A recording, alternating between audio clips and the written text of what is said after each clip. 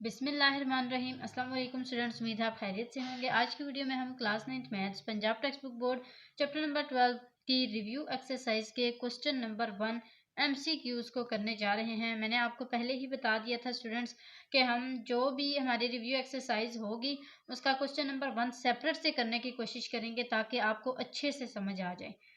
अब यहाँ पे देखें लिखा हुआ है कि 4 options are given against each statement. सारी स्टेटमेंट्स जितनी भी दी गई हैं उनके अगेंस्ट आपको 4 ऑप्शंस दिए गए हैं। आपने एक को क्या करना है, इनसर्कल करना है। Encircle the correct option. आपने जो करेक्ट ऑप्शन होगा उसको सर्कल कर लेना है। अच्छा, यहाँ पे देखें जो फर्स्ट इसका पार्ट है वो क्या है कि which data takes only some specific values. वो कह रहे हैं कि कौन सा ऐसा डाटा है जिसमें सिर्फ कुछ खास वैल्यूज होती हैं। खास वैल्यूज किस में होती हैं? डिस्क्रीट डाटा में होती हैं। तो हम क्या पे यहाँ पे किस ऑप्शन को मार्क करेंगे? डिस्क्रीट डाटा को। अच्छा जी, जो नेक्स्ट है इसका सेकंड पार्ट, उसमें क्या है हमारे पास, मैं इसको थोड़ा सा हाईलाइट कर देती हूँ ताकि आपको अच्छे से समझ आ जाए। सेकंड जो है इसमें क्या है कि the number of times a value occur in a data is called. वो कह रहे हैं कि बहुत ज्यादा दफा एक ही वैल्यू कौन से डाटा के अंदर होती है।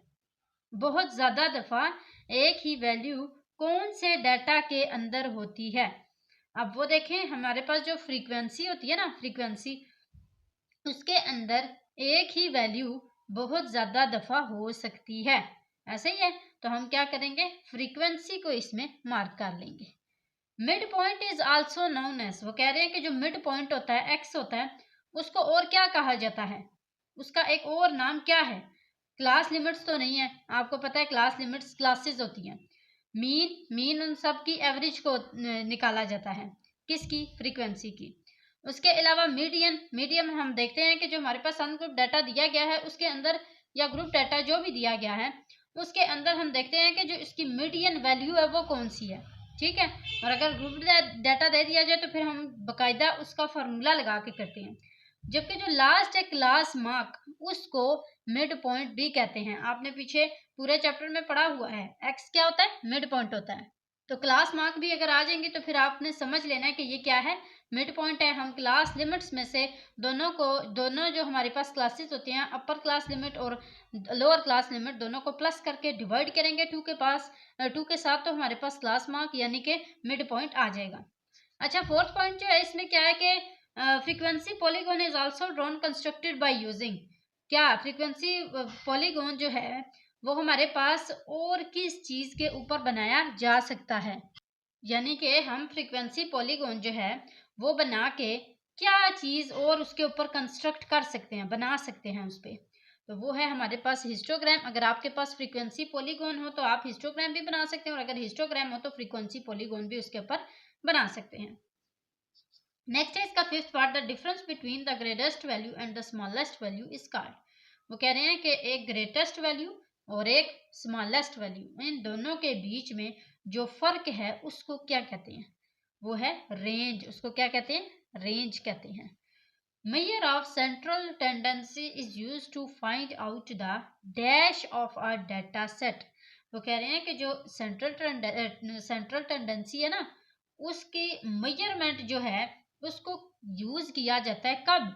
फाइंड आउट द, क्या चीज फाइंड आउट करने के लिए? हमारे पास जब भी major of central tendency use की जाती है तो वो इसलिए यूज की जाती है ताकि हम फाइंड आउट करें मिडल और सेंट्रल वैल्यू को। सेंट्रल से मुराद ये है सेंटर वैल्यू। ठीक है, तो सेंट्रल टेंडेंसी का मतलब ये होता है कि हमने सेंट्रल वैल्यू को फाइंड करना है जिसकी वजह से हम मेजर ऑफ सेंट्रल टेंडेंसी को यूज कर रहे हैं। अच्छा, सेवन जो पार्ट है इसमें इसको हम सॉल्व भी करेंगे।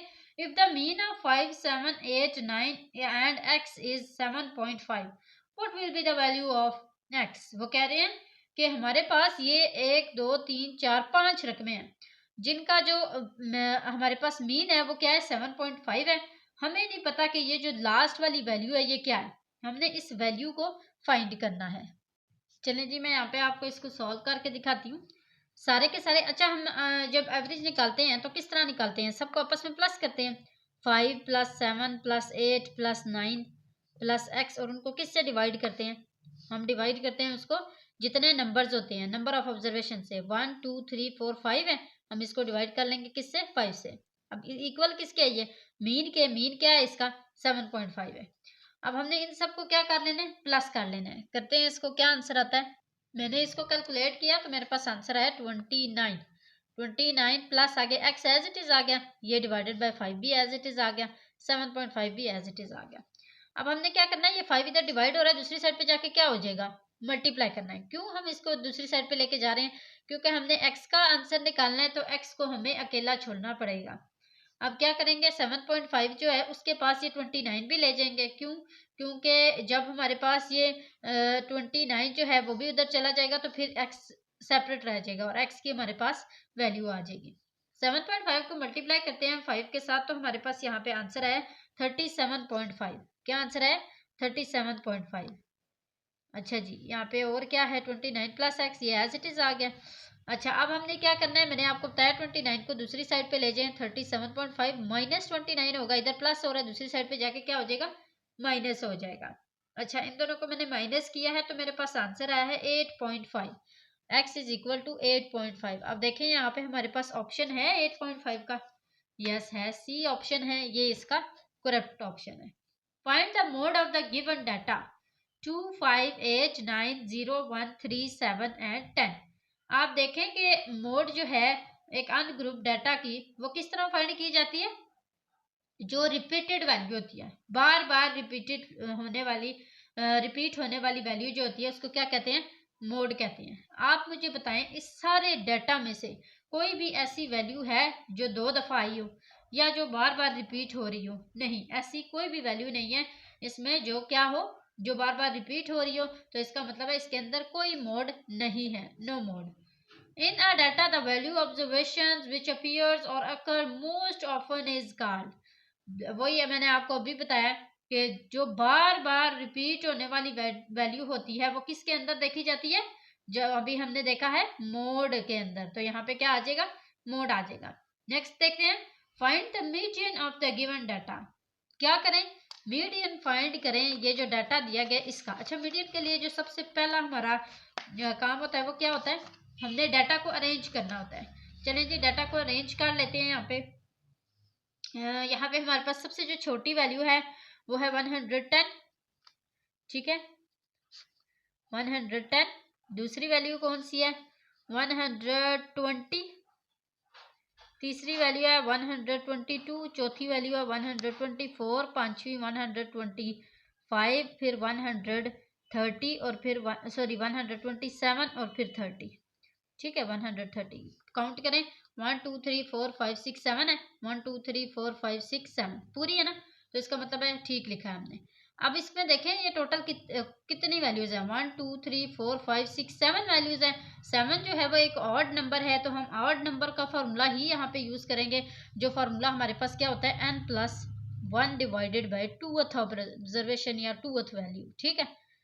अब n हमारे पास क्या है, कितनी वैल्यूज है, 7 प्लस 1 डिवाइडेड बाई 2, 7 प्लस 1 कितना हो जाएगा, 8 डिवाइडेड बाई 2 हो जाएगा। आगे आपने ऐसे ही लिख लेना है 8th वैल्यू, ठीक है। 2 1 जार 2 2 4 जार, इसका मतलब है हमारा आंसर क्या है, 4th वैल्यू। 4th वैल्यू क्या है, 1 2 3 4 124, तो इसका मतलब है हमारा आंसर क्या आ जाएगा, 124। हम इसको यहाँ पे लिख लेते हैं 124, कहाँ पे, ए वाला ऑप्शन है, तो ये हमारे पास जो है वो इसके 10 ऑप्शंस कंप्लीट हो चुके हैं रिव्यू एक्सरसाइज 12 के। यहाँ पे हमने चैप्टर नंबर 12 का क्वेश्चन नंबर 1 कंप्लीट किया है। अब नेक्स्ट आते हैं चैप्टर नंबर 13 की रिव्यू एक्सरसाइज के क्वेश्चन नंबर 1 की तरफ, वो भी एमसीक्यूज के ऊपर ही बेस्ड है।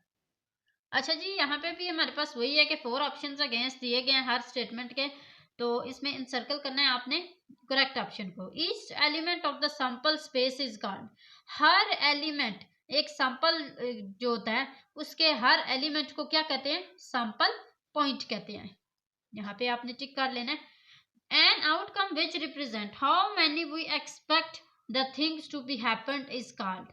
वो कह रहे हैं कि वो आउटकम जिसको हम यहाँ पे प्रोबेबिलिटी के अंदर यूज करते हैं, वो आउटकम जो रिप्रेजेंट करती है कि कितनी दफा, यानी कि वो नंबर्स बताती है कितनी दफा हम एक्सपेक्ट करते हैं इस चीज को कि ये कितनी दफा हुई है, तो वो हम कहाँ पे करते हैं, नंबर ऑफ ए जिसको हम नंबर ऑफ, बी जिसको हम कहते हैं नंबर ऑफ, सी कहते हैं जिसको हम फेवरेबल आउटकम्स कहते हैं। तो ये हमारे पास क्या आ जाएगा, बी ऑप्शन, फेवरेबल आउटकम्स। मुझे उम्मीद है आपको ये समझ आ गया होगा। थर्ड पार्ट की तरफ आते हैं। यहाँ पे है कि which one tells us how often a specific event occurs relative to the total number of frequency event और ट्रायल। ये किसकी डेफिनेशन है, रिलेटिव फ्रीक्वेंसी की। रिलेटिव फ्रीक्वेंसी के अंदर ही देखा जाता है हम स्पेसिफिक इवेंट को क्या करते हैं, रिलेट करते हैं टोटल नंबर ऑफ फ्रीक्वेंसी के साथ। फोर्थ पार्ट जो इसका वो क्या है, estimated probability of an event occurring is also known as, के जो एस्टिमेट होता है एक प्रोबेबिलिटी के जो एस्टिमेट होता है किसी भी इवेंट का, उसको क्या कहते हैं, उसको क्या कहते हैं, रिलेटिव फ्रीक्वेंसी कहते हैं। अच्छा नेक्स्ट क्या है, fifth, the sum of all expected frequencies is equal to the fixed number of, जो सम है सारी एक्सपेक्टेड फ्रीक्वेंसी का वो किसके इक्वल होता है, ट्रायल्स के इक्वल होता है।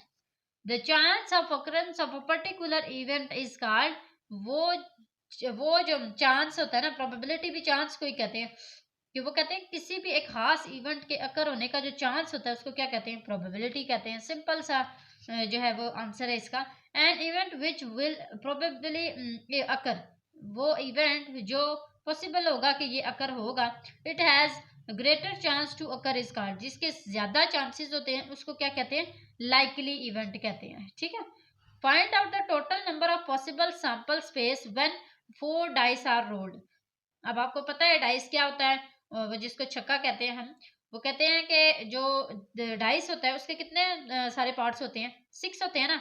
अब उन्होंने बोला कि 4 डाइस हैं, 4 छक्के हैं, तो कितनी पॉसिबिलिटी हो सकती है, 6 की पावर 4 करेंगे, जो आंसर आएगा वही सारी पॉसिबिलिटीज हो सकती हैं कि उनमें से कोई भी एक ऑप्शन आ जाए।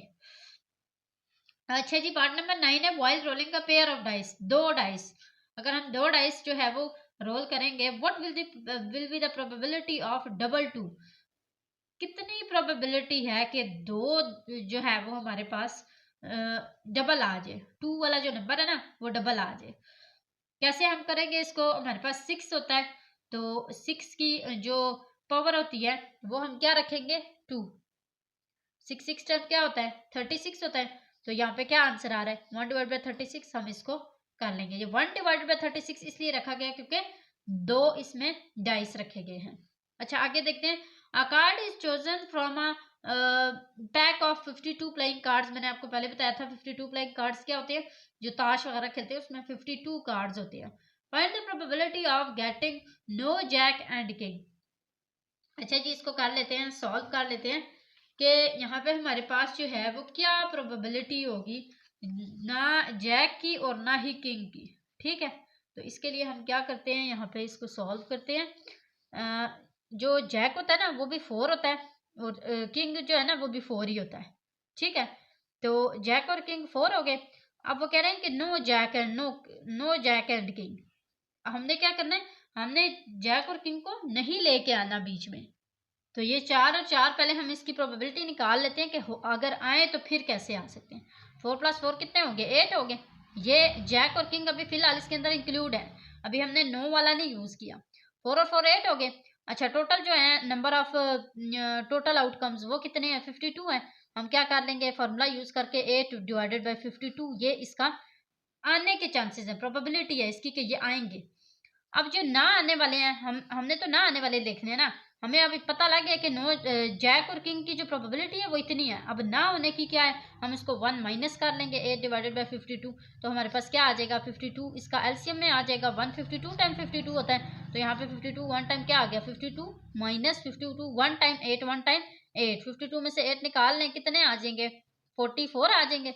44 डिवाइडेड बाई 52, अब इसको कट कर लेते हैं, 2 1 टाइम 2 2 टाइम 4 2 2 टाइम 4, इसी तरह 2 6 टाइम 12 और 2 2 टाइम 4, 2 1 टाइम 2 2 1 टाइम 2 2 1 टाइम 2 और 2 3 टाइम 6। आंसर है 11